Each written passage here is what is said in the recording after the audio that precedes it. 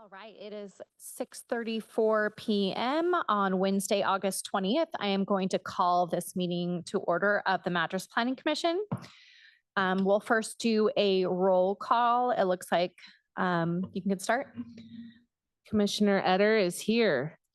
Commissioner Irvin is here, Commissioner Kendall is here. and we have Commissioner Garrett and Commissioner Reynolds absent this evening. Do we have a quorum? Chair, you have a quorum. All right. All right. We will move on with our consent agenda. We can approve, these are all from 4 different meetings. We do not need to approve them individually, but has everyone had a chance to review the meeting minutes?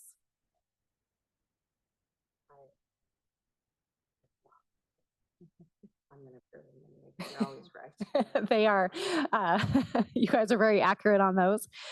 So if I can get a motion to approve and you can say the 4 dates that are listed here and we can approve them all at once. This is Commissioner Etter, and I approve the minutes for April 2nd, 2025, May 21st, 2025, June 4th, 2025, and August 6th of 2025 for the Planning Commission. And I second the motion. All right. I have a first and a second. All those in favor say aye. Aye. Aye. Aye. All right. Everybody here says approved. Moving on. We will move on to the public hearing. The public hearing is MP-25-1 Mule Deer Estates Master Plan Development. For those that are in the audience, we kind of go through a set agenda on these as far as the order of the meeting. I'm going to read a document that is a lot of words, so I try to say it fast, but just in general, we'll open the hearing. I'll read this complex document. Then staff has a chance to report on the proposal. And then we hear from the applicant. We hear from any proponents, which are people that are for. We hear any neutral testimony, and then we will hear from opponent testimony. So during that section, we will have the opportunity to hear comments from you if you are here to make a comment. And then the applicant will have a chance to talk about anything that was mentioned in those 3 sections above. And then after that, we will see if we have any other questions for staff. And then we will have the commission will have a chance to discuss the item before us before we decide to make a decision or keep the public hearing open and make a decision later, that type of thing. So here we go with the long statement. Please stay with me. This is the time and place set for hearing on planning file number MP-25-1. The hearing is now called to order. The hearing will proceed as follows. Staff will present the staff report. Applicant will present its application and supporting evidence. Any interested persons will then be provided the opportunity to present testimony or evidence in support, evidence that is neutral, or evidence that is in opposition. Applicant, as the party bearing the burden of proof, will then be afforded an opportunity to present rebuttal testimony. Staff will provide closing comments. Any party may request that the written record remain open to respond to testimony presented at the hearing. At the conclusion of this hearing, the Planning Commission may close the public hearing and deliberate towards a decision, close the public hearing and defer deliberations towards a decision at a date and time certain, or continue the public hearing at a date and time certain. All testimony, argument, and evidence must be directed to the applicable criteria or any other approval criteria you believe to be applicable. Matters unrelated to the application are not pertinent to the Planning Commission's decision in these proceedings. Failure on the part of any person to raise an issue that is not specific enough to afford the Planning Commission and parties to this proceeding an opportunity to respond to the issue precludes appeal to the City Council and Land Use Board of Appeals on that issue. Failure of the applicant to raise constitutional or other issues relating to conditions of approval with sufficient relevance to allow the local government or its designee to respond to the issue precludes an action for damages in circuit court. Commissioners must disclose any ex parte contacts, including site visits, biases, or conflicts of interest. Does any commissioner have anything to disclose? And if so, please state the nature. This is Commissioner Etter, and I do not. Commissioner Kendall, I do not. Commissioner Irvin, I do not. Does any party wish to challenge any member of the hearings body that's based on ex parte context biases or conflicts. Okay, seeing none, we will now listen to the staff deliver the staff report. Okay, thank you. So this is file MP 25-1. It's for the lot shown on the screen. It's identified as 111312 CA 900 and 600. You'll see on your agenda, we're discussing this in two separate items. We've split it between the master plan development and the subdivision. This is just to kind of break things up administratively for you all. The master plan is more of a bird's eye view of the development, while the subdivision, we can get into the nitty gritty kind of lot development standards specific. So here you can see that the proposed development is on Southeast McTaggart, Southeast 10th Street and Southeast J Street. It's composed of two lots. The kind of the demarcation line is up here on the northern knob. It's an 1.5 acres, zoned R1. And to the south, it's zoned R3. The total site is 13 acres in size. And they're proposing 21 townhomes and 47 single-family dwellings for a 68-lot subdivision. You'll remember from our housing capacity analysis that all housing in Madras is needed housing. We require affordable housing, high income housing, and all different types, single family dwelling and townhomes. And per Oregon statute, ORS 197.307, we need to adopt clear and objective standards to review this development. So we can't take a discretionary path when reviewing this criteria. Some of that criteria is making sure that public facilities have adequate capacity to serve the development. We also look at our municipal code and requirements as far as how many housing types are proposed on the development based off of the lots proposed. And then compliance with applicable code requirements. So taking a look at the plat here, let me move this so you can see it. You can see that they're proposing a mix of townhomes and single family dwellings. Code requires that if you're doing more than 50 lots in a subdivision, you need at least 2 dwelling types. So they meet that requirement. And they can't propose, say, like 48 single family dwellings and 2 townhomes. It has to, they can't exceed over 80% of a single housing type. So this breaks down to about 70% single family dwellings and 30% townhomes. We've looked at densities. So this northern part here, you can see this blue line is kind of where you see the R1 zone and the R3. R1 requires at least 4 dwellings per acre, and they are proposing 4.1. And then down here in the R3, it's 6 dwellings per acre, and they're proposing 6.1. So they're kind of on that lower threshold, but they're still meeting our requirement. And we also looked at our code requirements for infrastructure. Specifically, we looked at the traffic impact analysis provided. So the key points from that is that no capacity mitigation is required. They're not going to need to install any kind of traffic lights or special turn lanes for this development. Because they're on the lower capacity of density, they are actually like 50% of the maximum theoretical that the site could be developed to. So that's good for the area.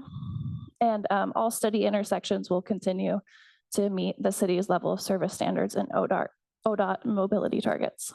So I'll leave this plan up here if you guys want to refer to it while asking questions, and give Craig a chance if he wants to chime in on anything.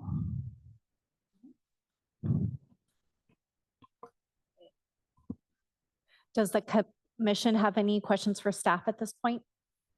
No. Okay, so now we will hear from the applicant. If the applicant would like to come forward, state your name. You've been here before. It's been a couple of years.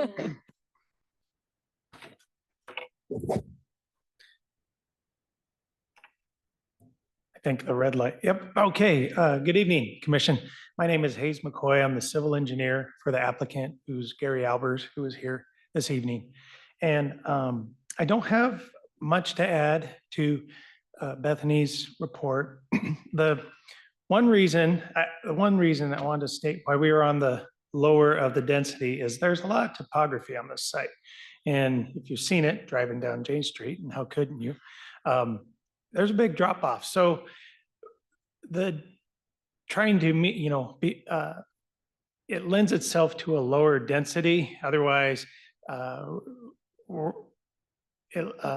higher density will require a lot more grading. Now we have some with townhomes, but if we had, say, apartments or anything, it would really increase the cost of the project. So anyway, that's all I have to add is the reason for the density. Do you have any questions for me?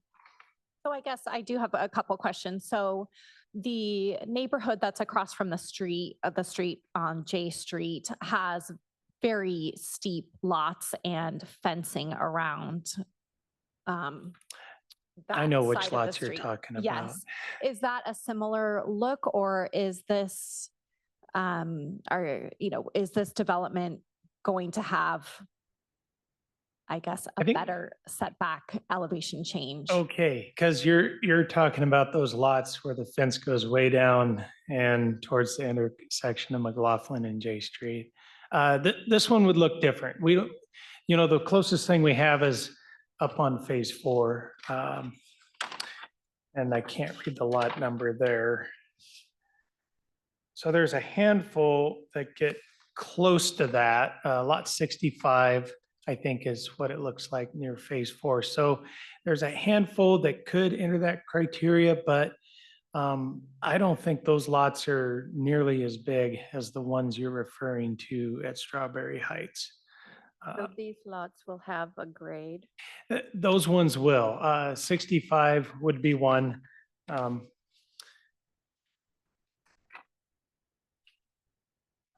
And it looks like from just the schematics that we have, that the entrance and exits to these lots would be from an interior street as opposed to J Street itself. Correct. Your public works director would not allow me to access J Yes. Street. But we'll have a pedestrian trail connection actually that's intended to be lined up with the intersection of where 10th comes in Oh, good. from the south. It doesn't show up on that map, but that was one thing that we were asked to put in. Well, it does seem, we know that this lot is crossed a lot by people who live in the adjacent subdivision. So just making sure that that pedestrian traffic that's going to the schools, Mhm. I assume the sidewalk will be on J Street and 10th. We'll have a sidewalk along J Street. It'll be adjacent to the curb. But we're also supposed to have a pedestrian connection, and that one will be, there's a drop off from there. So it'll have to come from J Street and it'll kind of come down like a ramp Okay. and then go between two lots, and then it'll enter the subdivision. And the nice thing about that, I think the city, reason the city was asking us to do that is it gets kids who would be walking to Buff Elementary, walking through a neighborhood instead of J Street, which, sometimes people speed on that street. Yeah, no, I've definitely seen some things happen on that street that shouldn't happen, so. Okay, Yeah, walking through a neighborhood is safer, Yes, definitely. that's where I'd prefer my kid to go. do anyone have any questions for the applicant at this point?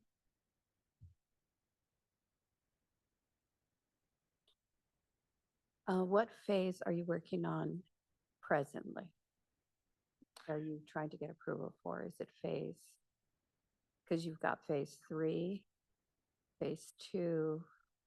Yes, You have that's, them all, but which ones is phase 1 going to be the first one? yes. Not So Phase 4 is where there's that real steep phase grade. 4 has some topographic Okay, challenges. So so that one, right now, we're just approving for phase 1, or are we approving for the whole thing? I believe it's for the whole thing, but I believe in the packet, there's a page that has the expected date for each phase implementation. Perfect.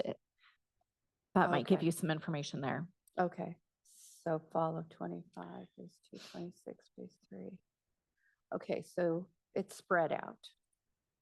24, 9, 6, 21, And so the townhomes would be all part of phase 3. 3. Correct.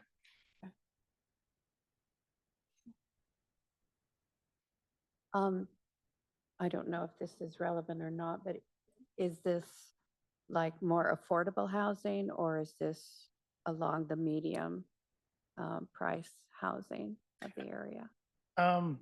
Market rate, there's no Market rate. affordable housing or Okay. goal to meet an AMU. It's No, what the that's fine. market allow. That's fine. Mhm.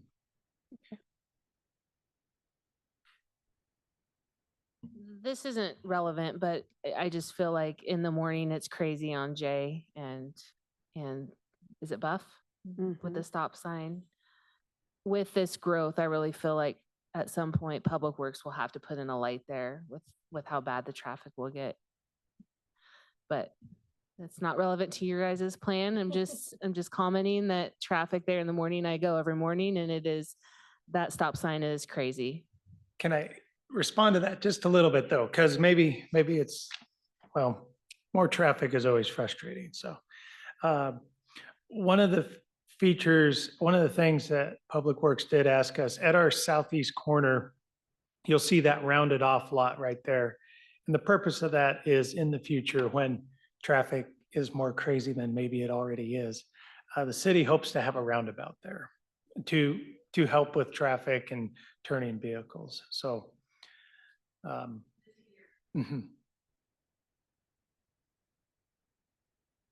Any other questions for the applicant? Okay, thank you. Thank you. Okay. We will now receive public testimony. When you testify, please state your name and address for the record.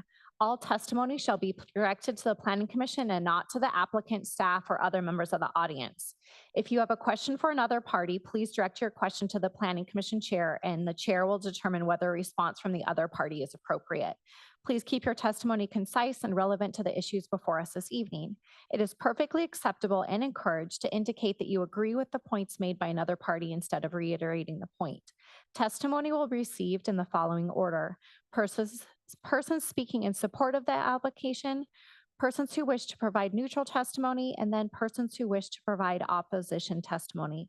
Finally, we will hear rebuttal argument from the applicant to the testimony provided. Who would like to testify in support of the application? Is there anyone here or online?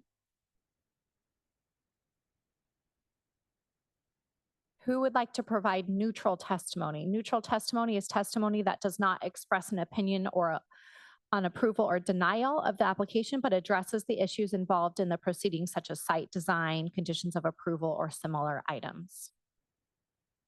Anyone online for neutral? Chair, I believe we have someone for neutral. Okay. Go ahead. Looks like it's Hello, Jerome. can you hear me? Yes, thank you, Jerome. Can you Hey. please state your address for the record? It your is full name? 811 Southeast 10th Street, Madras, Oregon 97741. My full name is Jerome Turubiate. Wonderful. Go ahead. So I have a question because on the plans of this, a portion of the cul-de-sac in phase 4 is part of my property line, and I haven't had a discussion with anybody about this. If you guys approve this, like, is this something that are you allowed to just take part of my property for this development? Or is this something that needs to be discussed between myself and the owner of the land that's developing this? No, I believe that the city probably provided you a notice, but that is not normal course of action for the city to take a property. There may be an easement that is part of that, but I can maybe have staff respond to that if possible.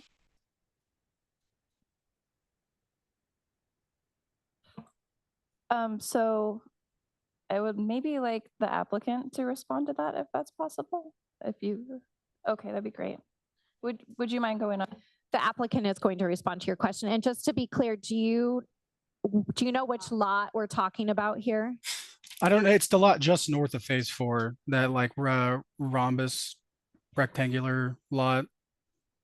So I think Is it the one that says TL 700? Yeah, I think so. It's a little blurry, the presentation, so it's hard for me to see. But yeah, TL 700, that one right there. Okay.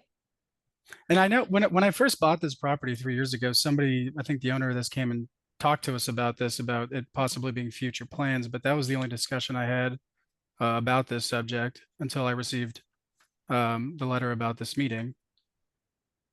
Okay, go ahead, applicant. Okay, good evening, Jerome. My name is Hayes McCoy. I'm representing the applicant. So to answer questions, no, you don't have to give up your land. We would need to approach you. And in this process, first, we're trying to seek an approval of this development. Now, phase 4 is one of the later phases, but as the time we are getting closer to where we're planning the construction, myself, one of the owners, the developers, perhaps with the city, would discuss potentially purchasing or asking you to dedicate that right away at that time.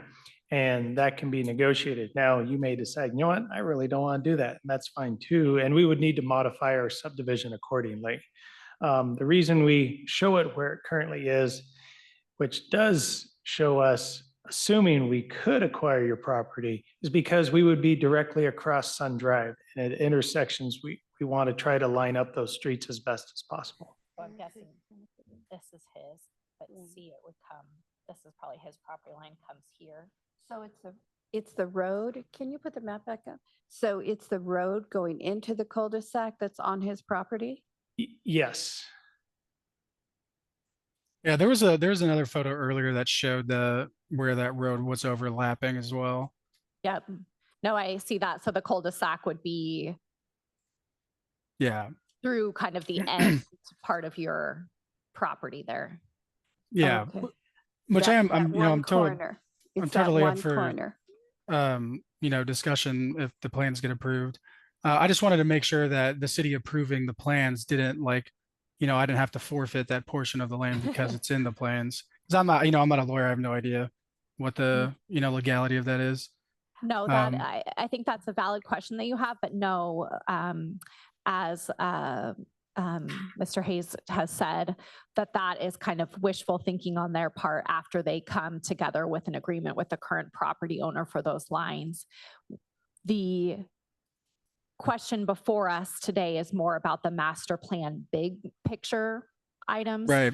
It's not the specifics, and that would not be a normal process where we could approve in a meeting like this, somebody losing a portion of their property. So it sounds like you will be approached at some point to talk about that, and then it would be up to you to decide whether or not you are willing to come to terms with that. If not, then the property owner would have to adjust their plans for that phase. Okay. No, that totally makes sense. I just wanted to double check. I do have other questions about the development as well, if that's okay. Sure.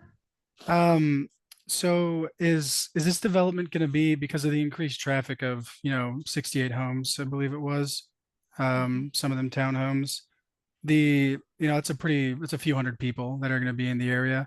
Is there going to be like any effort for noise dampening with J Street right there, which is 10th is also a super busy street. And J is pretty busy as well. And so I think the increased traffic might just create more natural noise because it's going to be busier. Has there been any thought on that?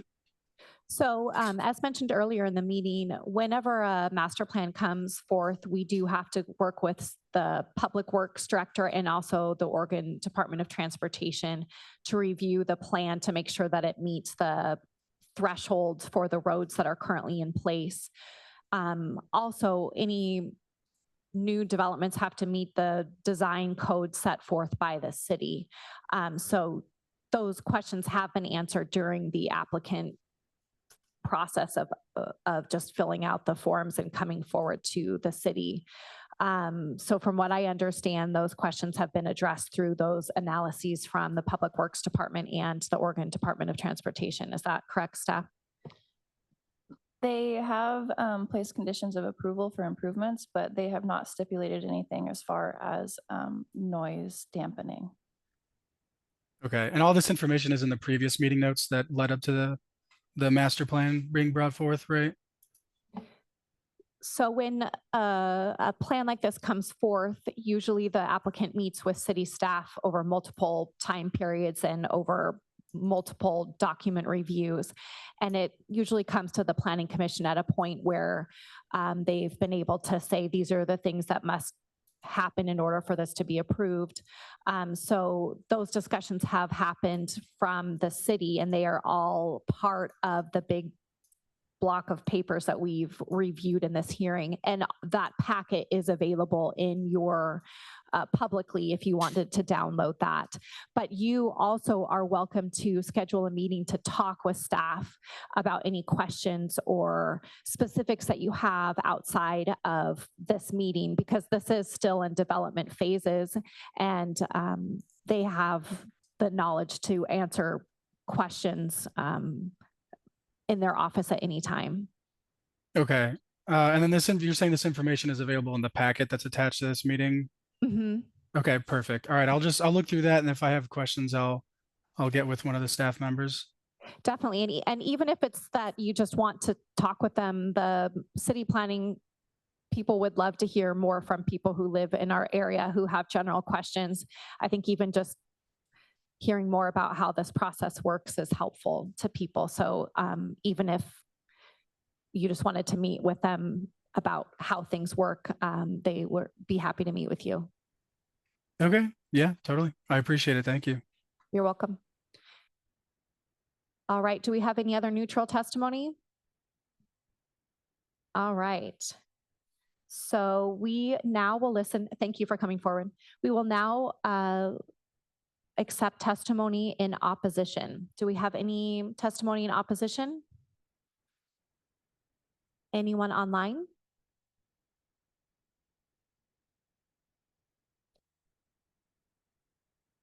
Okay.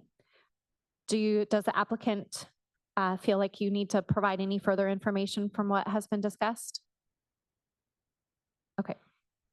Does the staff wish to provide anything further at this time? No. Okay. So now, Commission, we have three options. We can close the public hearing and deliberate towards a decision, or we can close the hearing and defer deliberation to a time and date certain, or we can continue the public hearing to a date and time certain. How are you all feeling? I have just one additional question. Sure. That's to staff. With regards to the gentleman Jerome had asked, all those analyses of extra traffic and all those things have been done and have met the criteria. But there, with his concern about noise, is there something specifically that addresses that in our code? Or is that just in general part of the analysis?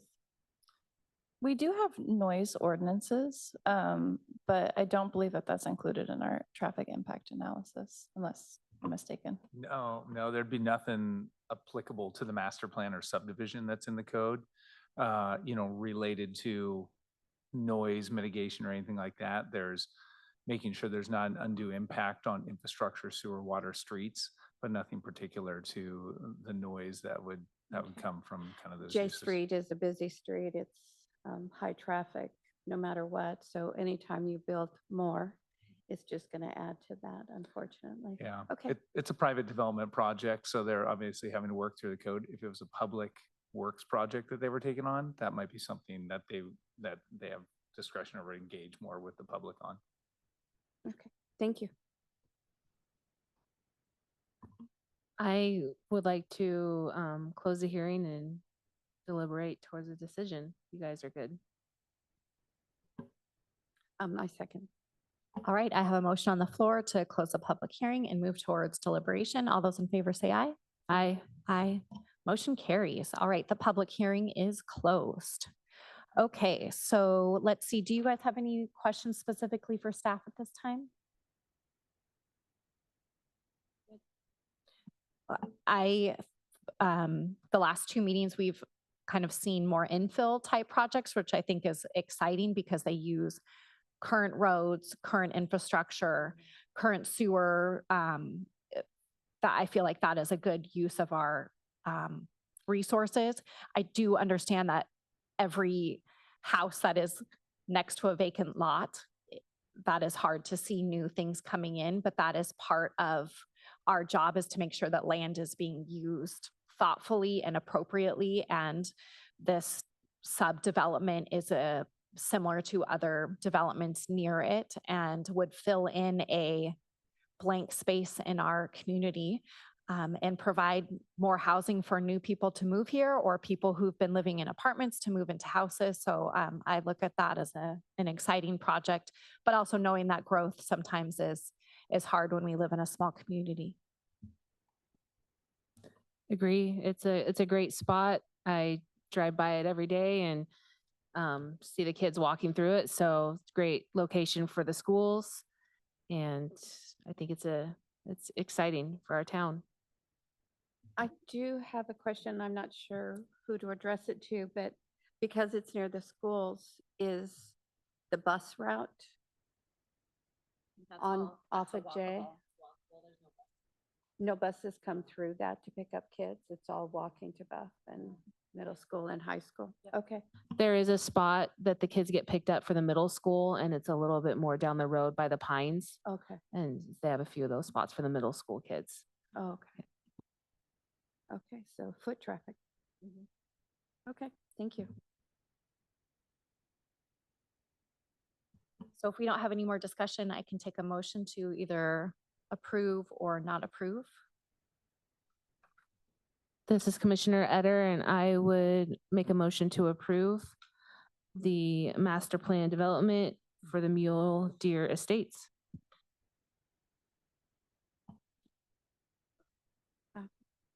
Is this the master plan, or are we doing this? Oh, I second the motion. All right, I have a first and a second. All those in favor say aye. Aye. Aye. Aye. Motion carries. All right, we will now move on to the Mule Deer Estate subdivision application, which is related.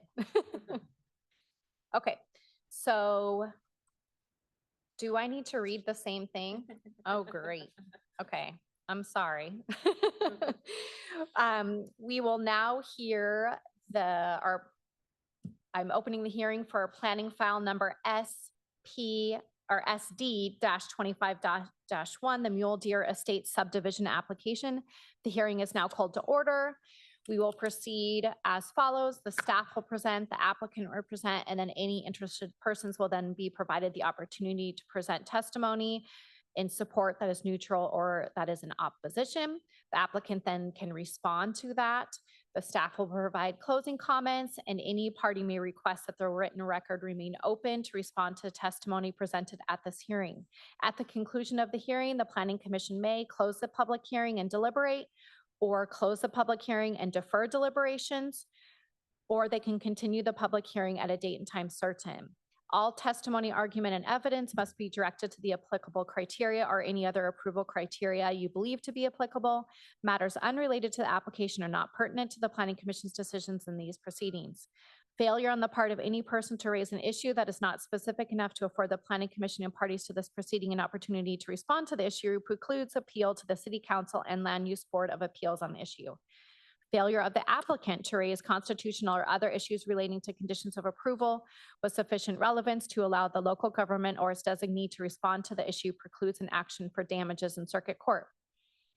Commissioners must disclose any ex parte contacts, biases, or conflicts of interest. Does any commissioner have those? Commissioner Kendall, I do not. Commissioner Etter, and I do not. Commissioner Irvin, and I do not. Does any party here wish to challenge those statements? All right, seeing none, we will move on to the staff report. Okay, thank you. For the sake of the record, this is SD 25-1, and it's for tax lots 11, 13, 12, CA 600 and 900. So we did discuss some of the components of this subdivision application, namely the infrastructure improvements. As mentioned, we sent out notices to our Public Works Director, and he provided a memorandum stipulating certain conditions of approval for this development.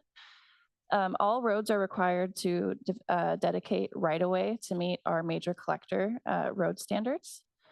Those familiar with the area know that Southeast McTaggart does not have a sidewalk here on the west side. So they'll be required to do a 6-foot sidewalk and planter strip on there. Along Southeast 10th Street, the same condition applies where they'll have to do a planter strip and sidewalk as well. Hayes pointed out that there will be a pedestrian crossing from Strawberry Heights to J Street. That includes ADA ramps, those blinky pedestrian crossing signs, and streetlights. There will also be another one to the north, to the south driveway to Buff Elementary School there. So that'll improve a lot of connectivity for children walking to school every day. It'll give them a place to cross safely. Yeah, and as mentioned, so all access to the lots is from those local streets. So we're kind of avoiding a situation you get like on B Street where somebody's going 50 miles per hour and somebody's trying to back into their driveway there. So it should keep things relatively safe as far as access into those lots go. Lot development standards, as I mentioned, there's 2 different zoning districts and 2 different housing types. So those have their own specific lot size requirements. The applicant has met or exceeded those requirements. We also have frontage requirements. So the lot has to be extended a certain length along the roadway, depending on where it is, cul-de-sac or a regular lot or a townhome. They've met those as well. And block lengths and perimeters. So the block that they proposed meets all of those requirements as well. Because there is townhomes proposed, they are required to do 200 feet of or square feet of common area per townhome development. That's going to be located to the west of the townhome development there. It comes out to a requirement of about 4,200 square feet of common area, and they've exceeded that. They're around, I think, 5,600, a little over 1,000 square foot. So they've met that as well. Basically, they've met all of the design standards that we look at when we review these subdivisions. So is there any questions you guys have?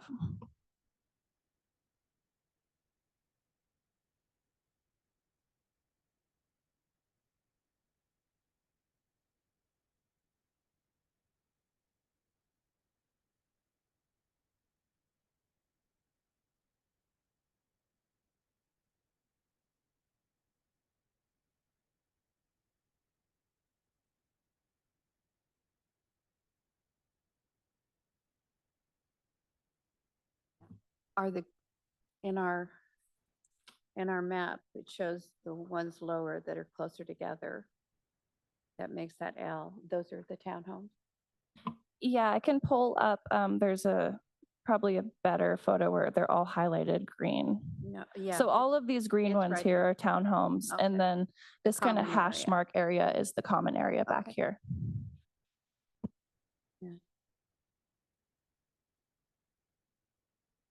What is this lot here?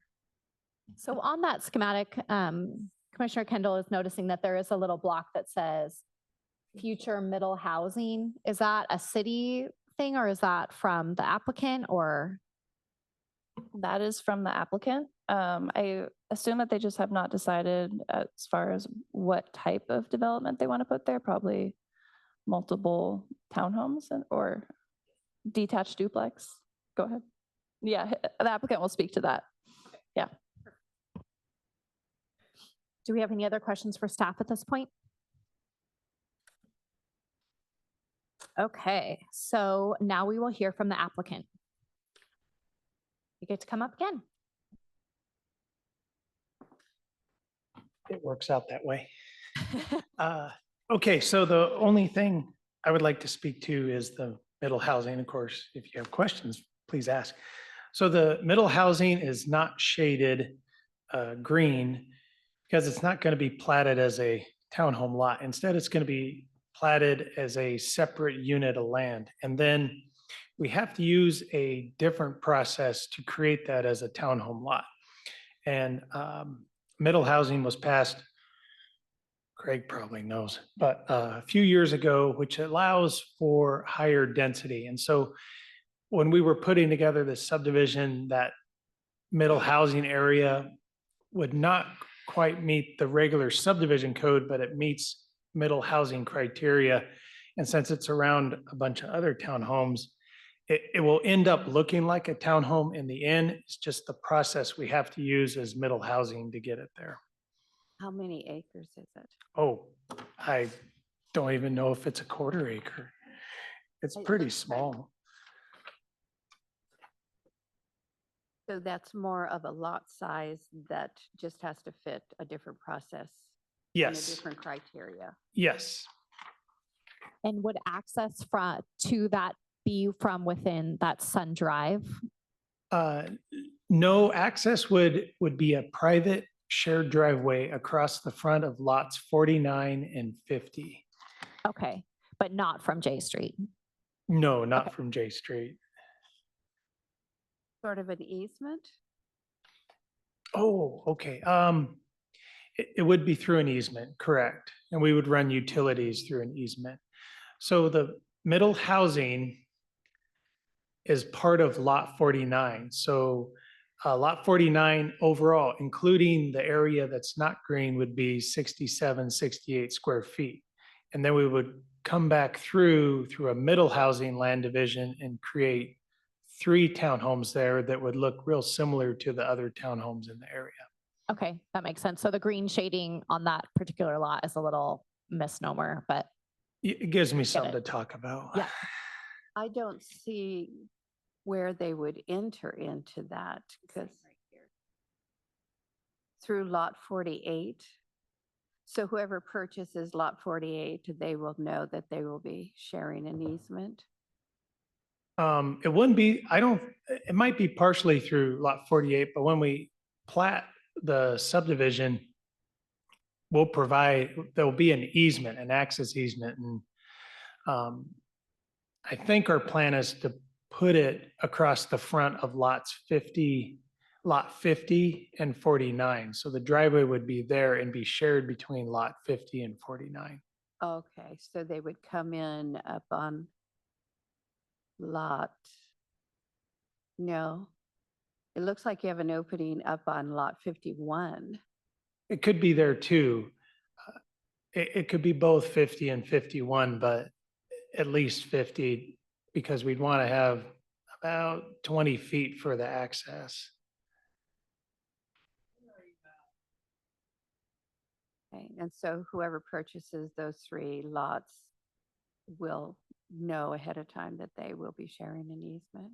Yes, but the process usually is the home gets built and then platted, and then the buyer's building a home. So all those encumbrances, it's seen, there's a driveway there. It's not somebody buying a bare lot and realizing later, oh my gosh, there's a driveway through the front of my property. They will know ahead of time. Yes. Okay. anything else? No. Okay. Oh. Oh,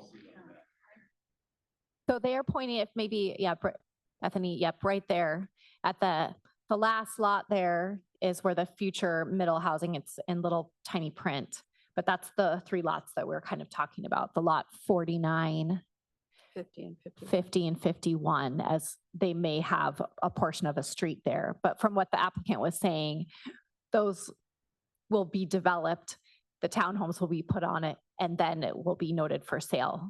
This isn't like you are getting at someone purchasing bare land and building this as part of a planned subdivision. correct. Everything will be brought forth to the people, the buyers will know ahead of time. And to make sure of that, because we'll have to put an easement on our subdivision plat. Otherwise, it won't be there. And then lot 49 won't be able to be developed into 3 units. We kind of, It wouldn't be accessible then. yes, then we would have boxed ourselves into a corner that we don't want to be in. Exactly. So you do those easements through the city planning and we have everything in place for that. Yeah, when they come through that, for that final plat, so this is the preliminary approval, they come through the final plat. Engineering does do a review of that to make sure that all necessary easements, whether they be access utilities, are on that plat before it gets recorded with the county. And that any purchaser of that property is going to be able to identify any easements that exist on that property. Excellent. Thank you. You're welcome. Thank you. You're welcome. Do you have any questions? Okay. So now we will receive public testimony. When you testify, please state your name and address for the record. All testimony will be directed to the Planning Commission and not the applicant, staff, or other members of the audience. Please keep your testimony concise and relevant to the issues before us this evening. It is perfectly acceptable and encouraged to indicate that you agree with the points made by another party. Do we have anyone speaking in support of the application? Anyone online? Do we have anyone with neutral testimony or general questions like Jerome in the previous discussion? Yeah, I do again. Okay, great. If you can state your name again, we can get your address from the last. Yep, my name is Jerome Turrubiate. And you don't need me to do my address again? I don't think you need to. Thank you. Okay. So question for the development is, I'm looking through the packet and I don't see a ton of stuff about dust abatement when it comes to construction, because there's a lot of, there's a lot of dead trees and stuff out there. There's going to need to be some sort of excavation done. It's a lot of dust to be kicked up. There's quite a few people that live in the area that don't want to really be exposed to a ton of silica. Is there, the only thing I'm seeing is that there hasn't been really a plan submitted, and in other areas it says that they'll obtain a permit from Public Works for excavation that requires dust abatement. But does that make them beholden to some sort of requirements for, like, is there a certain level of dust exposure that's allowed? And then I also have a question about fencing. I don't see much about fencing. It just says it'll be used where required to, let me see here, to avoid disrupting like the nature around, is basically what I'm understanding. Those are both good questions. I will have staff respond to those. Okay. So they will be required to get a grading permit from Public Works, and they will address any kind of dust control. They'll also be required to have a pre-construction meeting before they begin construction, and they'll also address that and mitigation. I know our Public Works Department keeps a close eye on development, and especially if any complaints are made by neighborhoods to address those with the developers. As far as fences go, we don't require permits for fences, and that's more of a civil matter. So I think that's separate. Yes, and Okay. I believe in prior subdivisions that we have come through here, fencing is not usually a required element unless it is in a zone that requires fencing for commercial property, storage facilities, that type of thing. So most of the time, people, like in the new subdevelopment by Laux, people are choosing to build fences, but that's not something that the city can necessarily require from a standard. Is that correct? Yeah, that's true. Usually you use fences will be required as like a transitional element between conflicting zones or zones, particularly like commercial to residential, just to mitigate any of the impacts that come from headlight glare, that sort of thing. Residential, there's no standard attached to fences as part of a transitional element to kind of provide a division between the properties. So you wouldn't see that in residential, and nor is there a requirement in the code for it. Is there a requirement for fencing where there's a street? Where the house butts up against the street, or is it the responsibility of each individual owner? That would be the responsibility for each individual owner. I mean, typically where codes are going, they're trying to eliminate fences because they create a canyoning effect right along the roadway. So, a lot of times we're going to, if you can front houses and that sort of thing on streets, it gives it a different character. So there is no requirement to build, a fence to delineate the backyards from the road. From the road? Right. But the developer does have the option to build those. Out of courtesy, they can build the fence They could, that or goes along the roadway. I mean, you have yards and children. typically, I mean, what you'll see from developers is some sort of continuity. So they'll build the fence all along there, along a busy road, versus just getting kind of a hodgepodge of fences being built by individual owners. So I don't know if they've contemplated if they're going to add that feature to the subdivision or not, but it is an option that they would have. But it's only volunteer. It's Correct. voluntarily Correct. done. Okay. Okay, thank you. I appreciate it. Did that answer your questions, Jerome? Yes. Okay, Thank thank you. All right, do we have any testimony in opposition? Anything online? Okay, so would the applicant like to respond to anything that has been discussed? Okay, the applicant says they're good. All right. Let's see. We will, or actually staff, do you have anything that you'd like to provide? All right, commission, we now have those three options again where we can close the hearing and deliberate, or we can close the hearing and defer deliberation to a date and time certain, or we can continue the public hearing to a time and date certain. How does the commission wish to proceed? This is Commissioner Eder, and I would like to close the public hearing and deliberate on a decision. Commissioner Kendall, I second the motion. All right, I have a first and a second. All those in favor say aye. Aye. Aye. Aye. All right, motion carries.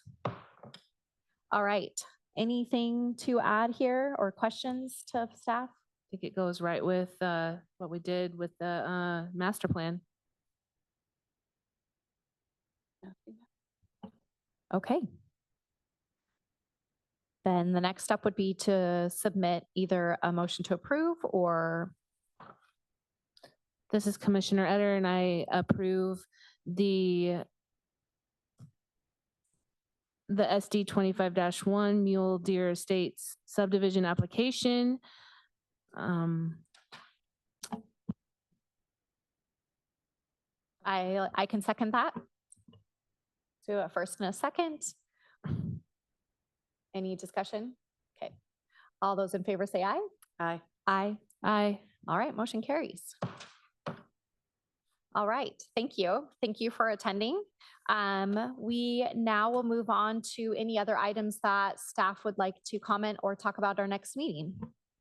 Our next meeting is scheduled for September 3rd, but we don't currently have any items for that agenda.